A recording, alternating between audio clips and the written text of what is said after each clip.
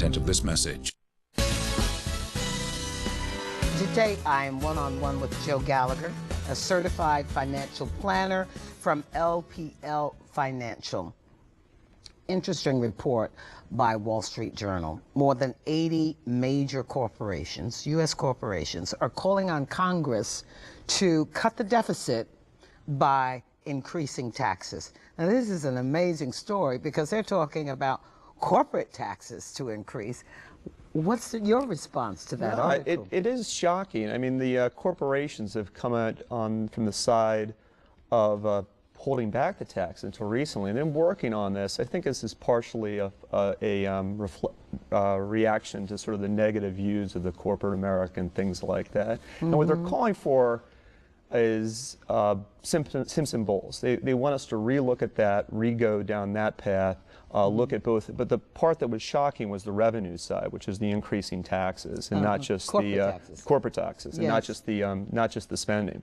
So it is very interesting and shows them at least putting an olive branch to both administrations that they're going to be willing to work. So does it matter who gets elected to the White House? Well, I mean, both of them have their problems. I mean, you have the Republicans who obviously Grover Norquist has been a big Republican icon and going to really cause problems with the fiscal cliff that we're supposed to talk about it later coming up, and no new taxes.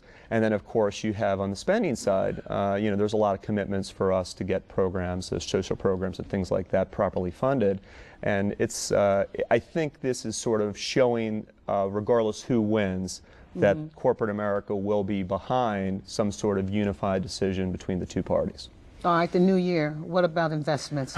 Which way should we go now? Well, the fiscal cliff is one thing that keeps it coming. Let me explain just briefly what that is. Last year, the Republicans and Democrats, I know this is major news, couldn't get along and agree on anything. So they basically said a year from now, we're going to have over 1,000 government programs get cut and all these taxes get reversed, where we'll see these tax increases. The big one's a 2% payroll tax that affects all of us. Yes. But there's also a litany of other taxes that get affected.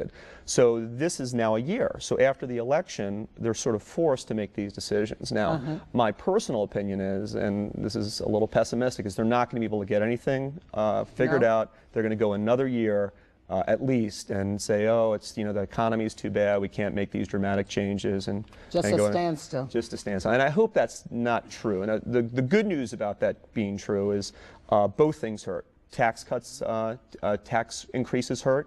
And of course, less government spending hurts. So either of those happening should slow the economy, which is bad for financial planners like myself. So, and for all of us as investors. So either are bad, but this is a problem that needs to be solved at some point. Why not after the election? All right, Joe Gallagher, financial planner with LPL Financial. Thank you for your take on our situation. Always a pleasure. And we thank you for being with us. Please come back and visit us at 5 p.m. And don't forget to go to jchayward.com. Have a great day. Bye-bye.